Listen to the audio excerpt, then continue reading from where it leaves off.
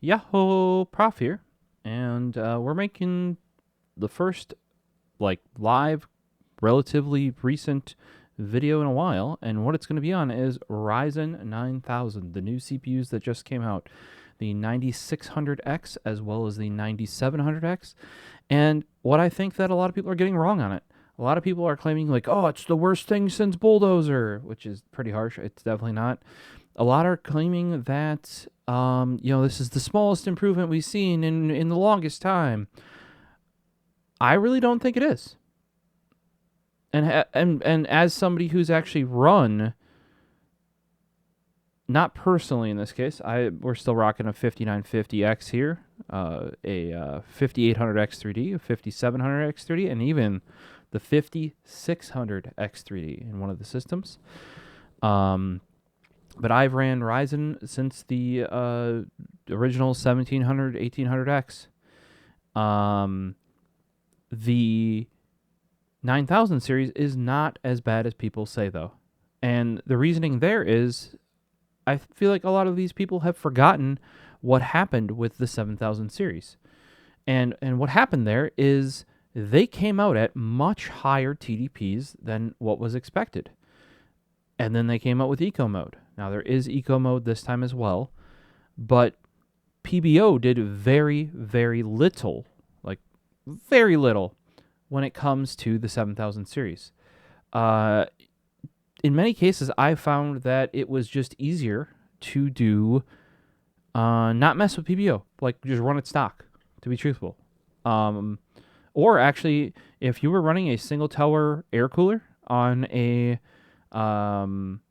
7700X, run eco mode. You will actually, in many cases, things that don't do full core load, you will actually do better in some cases, from my experience. You will actually get better FPS because it's kind of like underclocking in a way. You're using less power, so the things that are being run can actually turbo higher.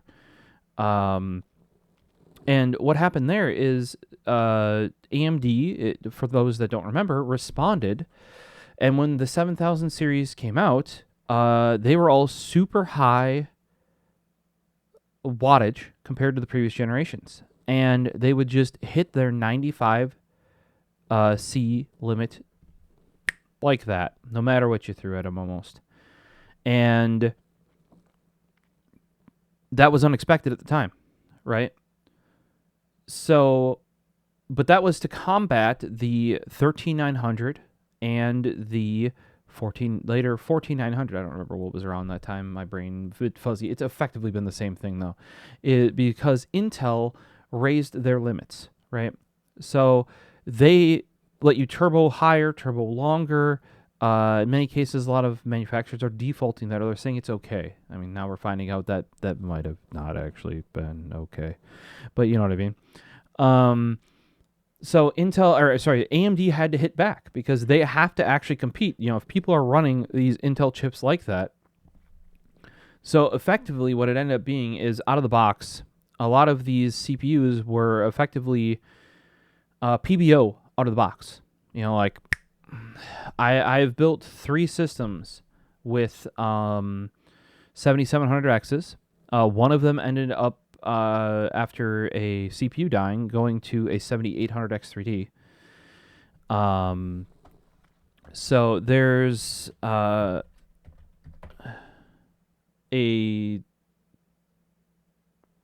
stuff there in that I actually have expertise, but experiencing using these in multiple different systems and running myself. The other thing, at least based on my experience, and this is something I did find anecdotally through other YouTubers out there, like Jay's 2 Cents was complaining about degrading DRAM speeds on his system that he was running at home. And this is actually something that I was seeing on one of the 7700X based systems. If you're running besides that, I've also built a 7950X and a 7950X3D system. And you can almost treat the 7800X3D system effectively got rebuilt during that because the motherboard also failed. It was one of these issues where I've had two systems. Both were 7700Xs, bought on or very near launch, with two different motherboards, but all on or near launch. And in motherboard was bad in two of those cases, and in one of those cases, now these are the same case, like one of those two, the CPU also ended up being bad. And I went into that in other videos as to like how that was, but that's for somebody who's only built 5 7000 series motherboards and 3 7700X ones, that's pretty bad. Now, this video is not about that, but what I found, like I said, if you were running a single tower air cooler, everything's to the Hyper 212, or in this case, there's a Be Quiet RGB one we were using, and there was the Redux Noctua, what is it? It's like the U12R is the Redux version, I think. Single fan, single tower coolers. Now, one of them we upgraded to a dual fan with a higher speed fan on it. It did help a little bit. A lot of those just fared better in eco mode. And a lot of people were surprised with the 7000 series coming out as so high temperature and so high TDP at the time. But realistically, this is because Intel was also juicing their chips.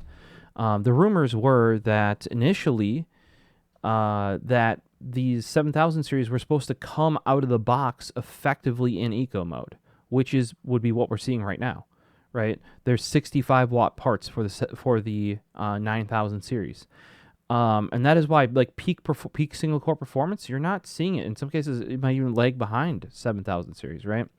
But then most cases in multi-core, it is still doing better, or in things that can take advantage of the architectural change there. A lot of people are finding that actually, in this case, they're quote unquote super overclockable, or PBO actually does something. Well, like I said, this is because the other ones, especially when we got like there's a 7700 non-X with a much lower TDP. Heck, if you take a look at the 5900 non-X was actually a super popular one. I think the 5900 XT, where it's a 16 core now instead of a 12 core, could also be quite popular.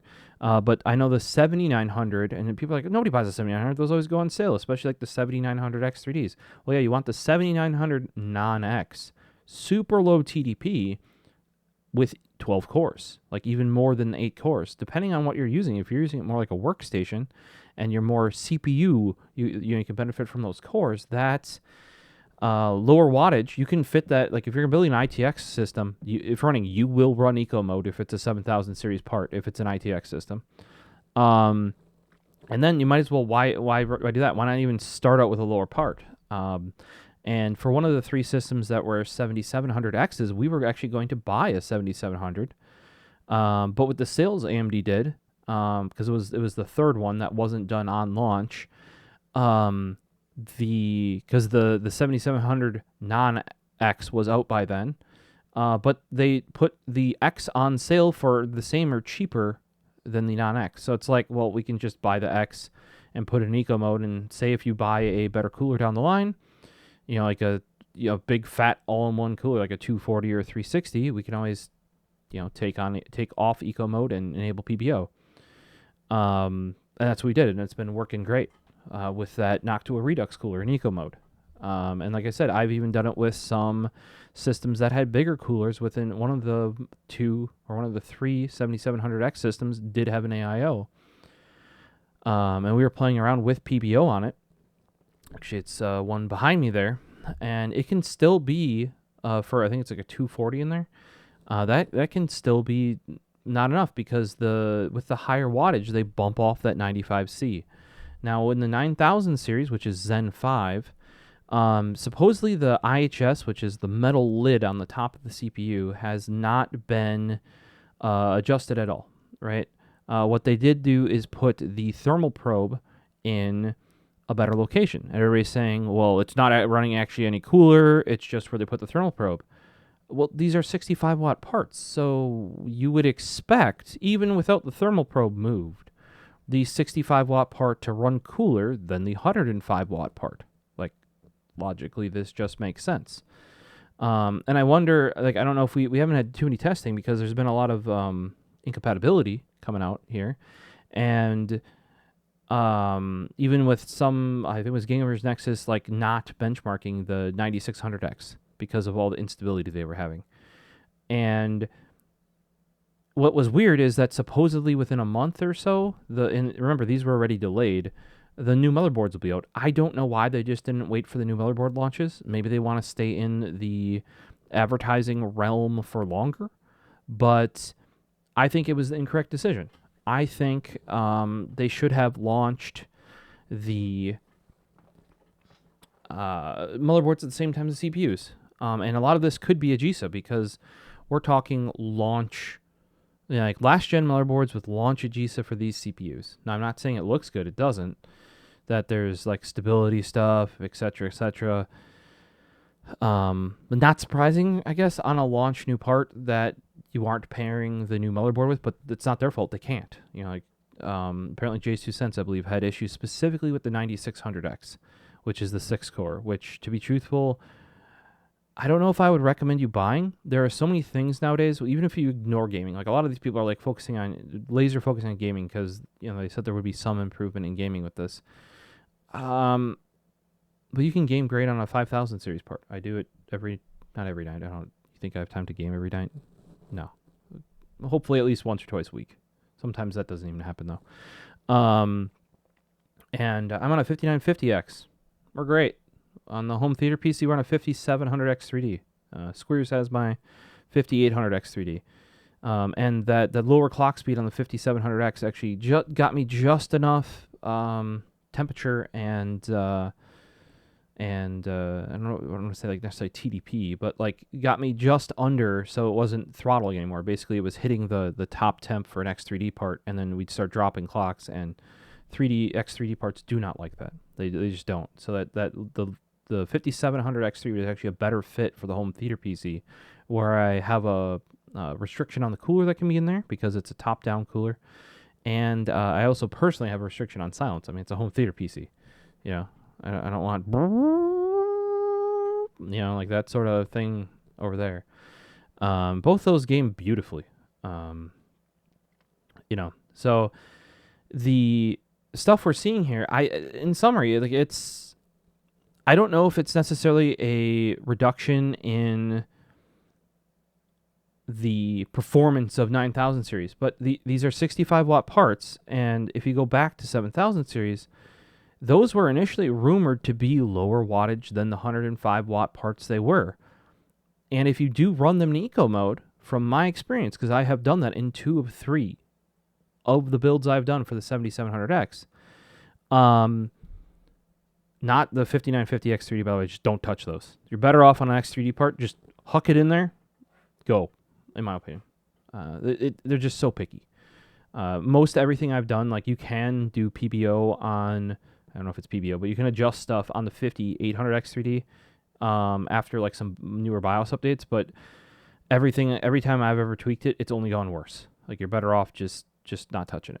But you know, if we talk in 7700X, which is 7000 series, I've experienced with 3 of them.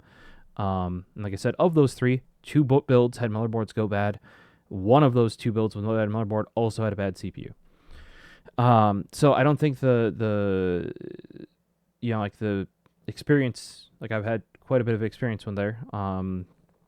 And the eco mode, like how people are saying these 9000 series chips are acting stock, reminds me very much of how eco mode was in 7000 series. Then there was the whole rumor with 7000 series that it was supposed to come out at a lower wattage, but they couldn't do that. Like they had to basically come out with them running PBO out of the box because Intel unlocked their chips out of the box. Like basically they removed their turbo limits.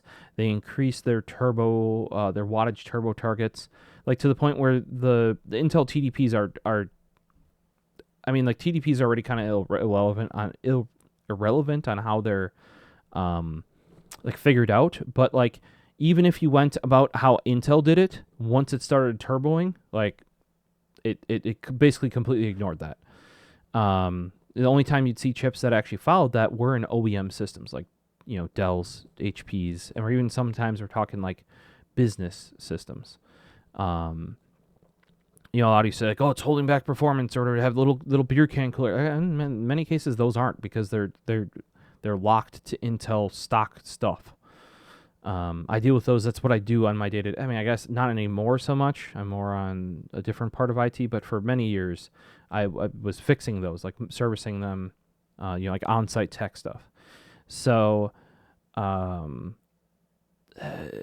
like, there's a reason why they exist like that, and also these brands don't want to change their chassis and their coolers, etc. But everybody's like, oh, it's so much worse, and if that's where I'm wondering if we get these 9000 series Zen 5 PBO benchmarks. I wonder if they're kind of like how I was watching Wendell from Level 1 Techs. Check his stuff out. I love Links with Friends. It's not the N-word. Not Linus's N-word either. Links with Friends, Wendell, and then he was going over with his benchmarks. He was seeing very large improvements where you can make up some of this gap if you can get them. They have a new feature for tuning RAM, and you can make up a lot of that by getting it faster RAM and tuning it. Now, you have to remember, a lot of people, at least from my experience, I had never had any problem with G.SKILL RAM running 6,000 megahertz. A lot of other creators did, but every time I noticed them running into issues running 6,000 megahertz, they'd be running not G.SKILL. I'm not saying everybody has to run G.SKILL, but I've just had very good ever since Ryzen first gen, and they came out with their Flare X, and it was Ryzen certified. They were the first brand to really come out with that. Like, Corsair had one set for when the 17 and 1800X launched, but G.SKILL certified a whole lineup. And ever since then, I've pretty much stuck to them when doing AMD builds, as it's really no nonsense for them, especially once Expo came out. And I think it's 6000 CL30. I could be wrong there. I'd have to look up here while we're chatting, but I think that's what we were running. And I think Wendell talked about running 6200. I think some people towards the end of 7000 series, once it got a bit more developed, they were able to run 6200. But 6,000 for 7,000 was what, like, AMD was kind of like, if you're going to run, like overclocked memory or whatever you want to call it, that is what we would recommend, is 6,000 at max. Let's see here. RAM, 32 gigs. 32 gigs of, CL30. So 6,000 CL30. What Wendell was showing is that if you can get fast enough RAM and actually get the fabric speed up, then the CPU can actually, like, it gains back a lot of that stuff. Now, you have to remember that a lot of people run 7000 series with faster than stock RAM. Like, AMD recommends like 5600 as like the rated speed, not the overclocked speed. And most people are sticking to that since this is an initial launch of this. So I wonder how that'll play in. But I would not be surprised as more of these benchmarks come out with people trying overclocking on the 9000 series, or just enabling PBO and tuning it, where you see all of that clawed back. Now, it's going to be bumping, probably, maybe not bumping off the 95C limiter like 7000, since they adjusted where and how that temperature probe works, which is probably good, because previously it was basically useless because it would just smack 95C and... So, and I've had a previous video about this, about how you're going to have to adjust your fan curves, because now your fan curves on 7000 series, it's basically like set the max RPM as loud as you want your PC, because normally on a normal PC, the fan curve, like once it gets above 90C, it just maxes out the fans, right? Well, on 7000 series AMD, you were always above 90C. You were always smashing 95C. Well, if you have 3,000 RPM fans, not that you should, but, like, say a lot of the Noctus are 15, 1,800, 2,000 RPM, depending on your model. A lot of other brands, like when they include them with their heatsink to get better benchmark numbers, because a lot of places use the included fans, they'll include like 2,000 or 2,500 RPM fans. Like, they'll just be screaming, because it is it's above 90C, and it will always be above 90C, so they're always going to remove it at 100%. And maybe you don't want to hear your computer, so you're going to tweak that. So now your performance is actually limited not by like the CPU, right? It's actually limited by your fan speed and how loud are you willing to let your PC go, right? And this is when I noticed that, that's when I started to really look into eco mode and see on the 7000 series, like what could be done there. Like, can we get this down to a reasonable volume level if we just use eco mode? Like, yeah, top level performance might not be as high, but is the computer like better to live with, right? And the answer is yes. Same sort of thing. I would be interested in seeing benchmarks with 9000 series in eco mode, because I would expect it's probably not going to make the huge kind of difference that it did on 7000 series. Because they're back in 7000 series, eco mode on an X chip kind of brought it back down to what it was supposed to be, brought it back down to stock. And everybody equated the non-X 7000 series to basically running a X series in eco mode. That was the general thing. So it's like you could get them, like originally the thought was you can get them cheaper, lower TDP, better compatibility, especially in smaller systems, stuff like that. Like I said, we almost picked one up, except the cost of the X was I think it was $10 less or something. It's like, well, it might have even been more. It was a better deal to go with the X and just turn on eco mode than it was to buy the non-X. Because at least later down the line, say like I said, we slap that AIO in there, we can maybe even turn on PBO. Same thing happened to me in first gen Ryzen. I wanted a 1700 because it was going in my ITX rig Chibi PC, which is down there. I'm cramming a Noctua D15 Gen 2 in there. Slight modifications, sadly.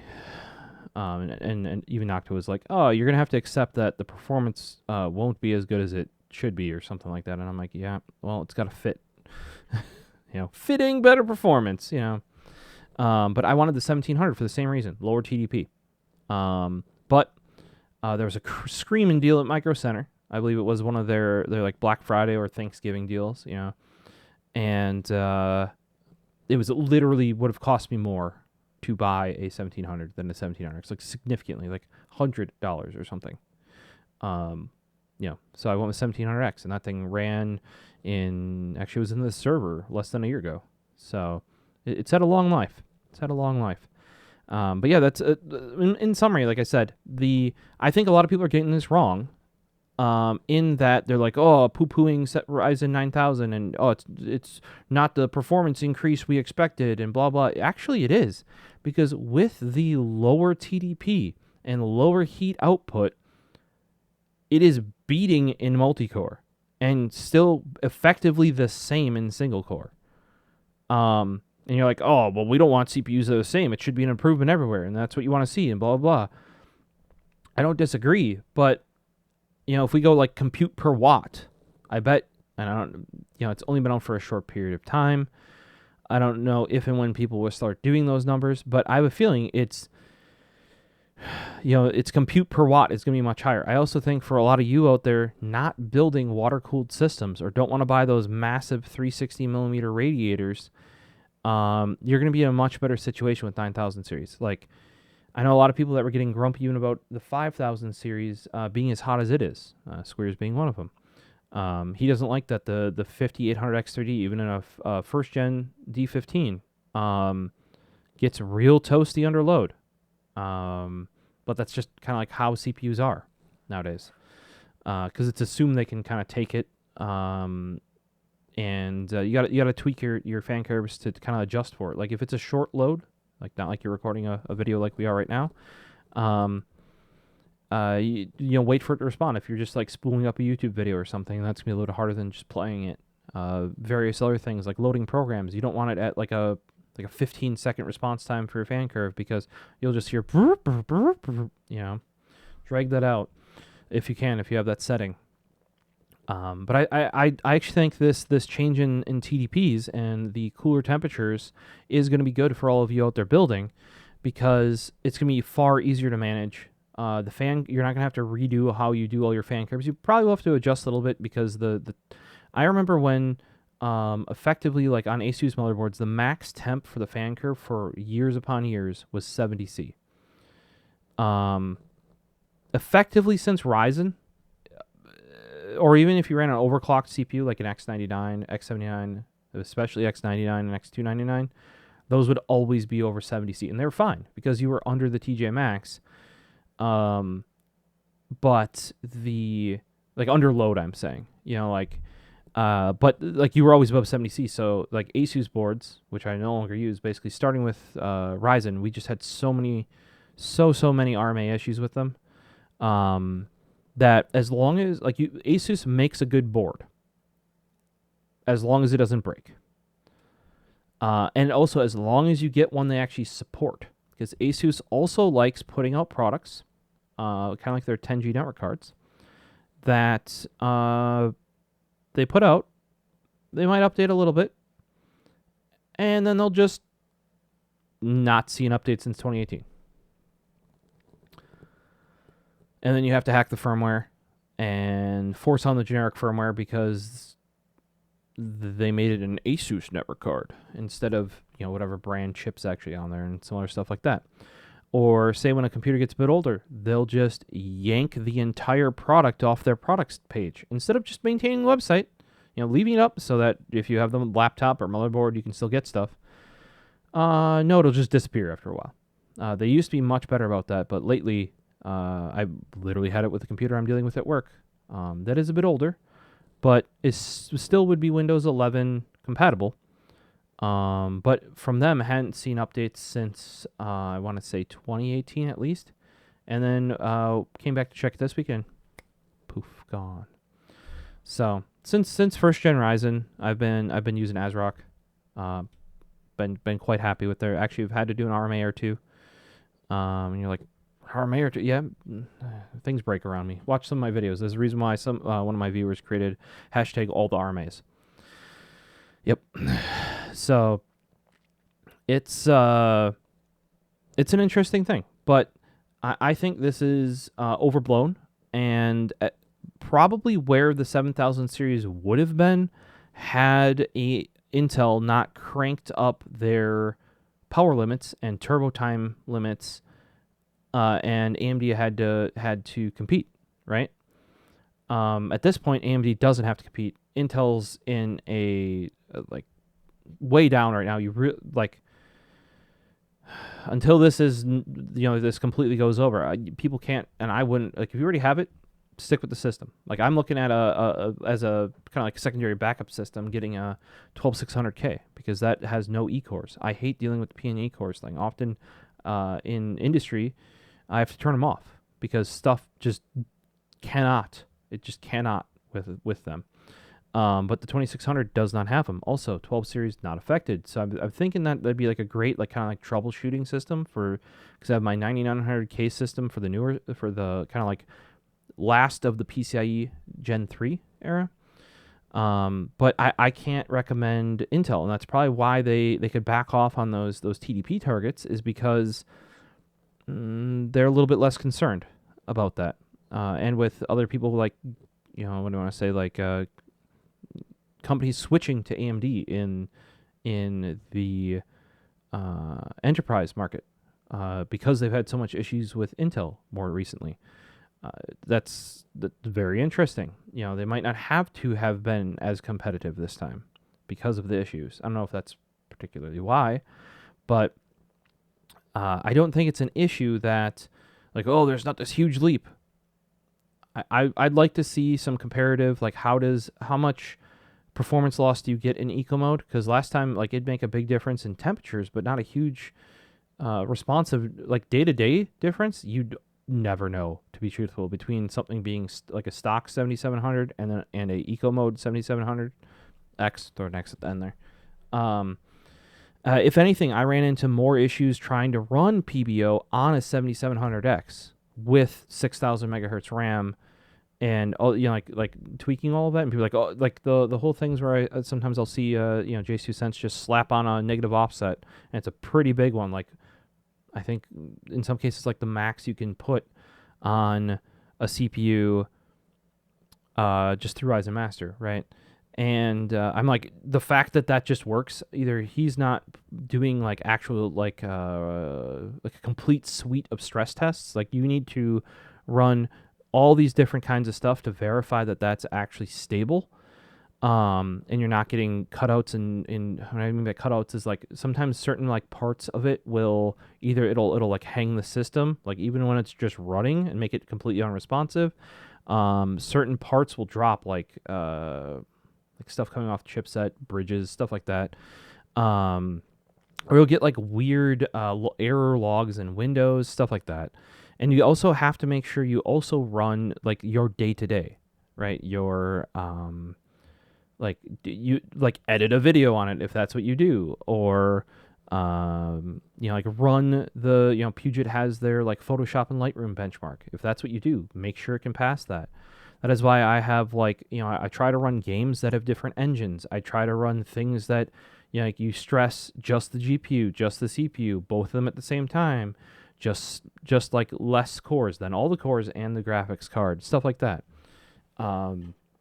Just throw all these different, spec view perf versus Blender versus, there's stuff where like it'll be fine in most things, and then you'll find this one program that just tanks it every time, and it might just be on that system. That was kind of how Windows was finding a certain thing, like certain types of workloads really tank the degraded Intel chips, right?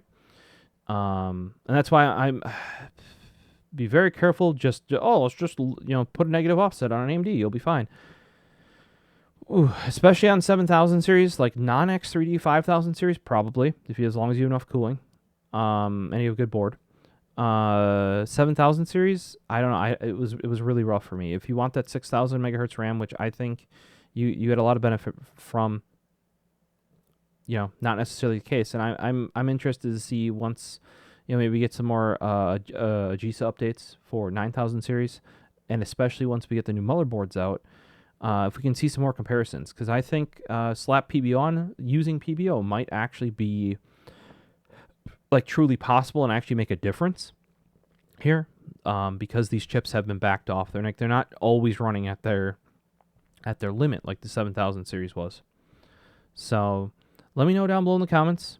I was planning on making this a little bit shorter, but it blew up a little bit. But you get some of my experiences here, and like from where I see this, that this, I think it's actually a good thing. Maybe not like it's not better in every way and stuff like that, but it's a better product. That's what I'm getting at. Especially as somebody who's dealt with it on launch and even a bit later in the lifespan of these. 7000 series was a bit rough compared to 5000. That's why all my systems around here, I kind of run that whole thing. If you watch Linus Tech Tips, when they're talking about like what systems they actually run as their workstations, they run a gen old. I've for the longest time done that as well. And I had to update all of my systems, as you guys have probably seen over time. All my stuff was kind of like I was on X99 because going to 299 didn't make sense. The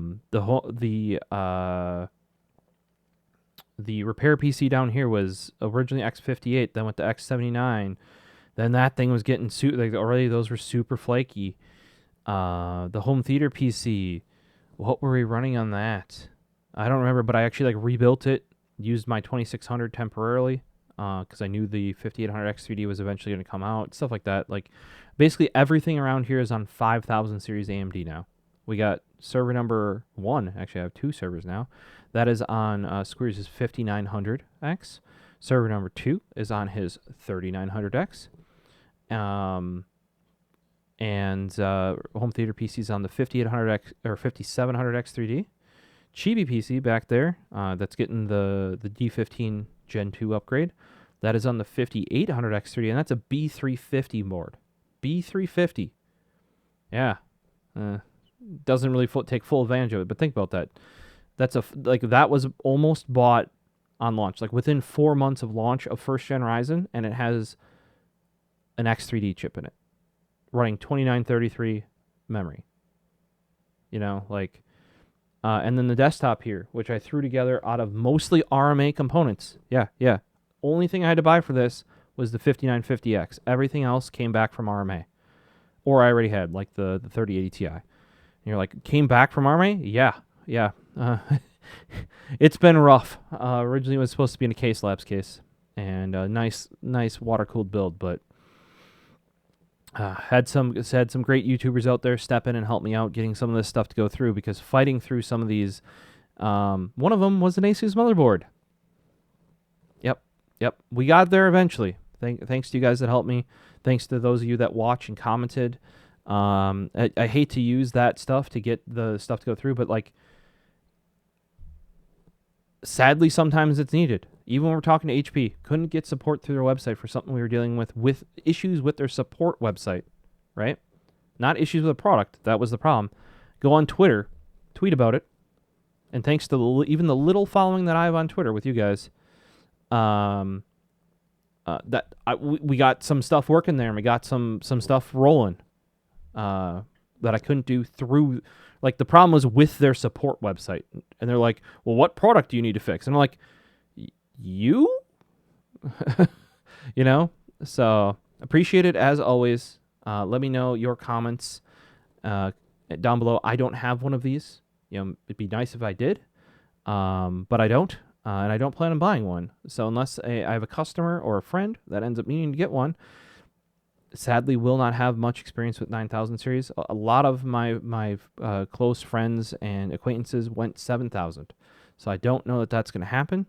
I think this, additionally, this looks like a very good building block. Why they're calling it Zen 5 is they plan on building their next couple generations off of this. Go back to old school Intel, tick-tock. You know what I mean? So right now we're seeing the architectural improvements. Like if you look at the AVX 512 compute improvement, amazing, because they changed how it's done. Stuff like that. Like they're laying the building blocks for this other stuff, which then points to why we don't have the speed increase. Usually you have the architectural change or the process change, a lot of times at the same time, and then you have your refinements and your speed increase the next time. For them right now, I think their announcement was 2 or 3 generations were going to be based off of Zen 5 here. So this is this kind of like base framework that we're going to see our gains in the future, hopefully / theoretically. But either way, the changes to this TP, I think, are the bigger effect on performance than, the architecture isn't as great of an improvement. I don't know. That's just my thoughts. From my experiences. Let me know what yours are down below. Do you agree? Do you disagree? We'll see you in the next video. Peace.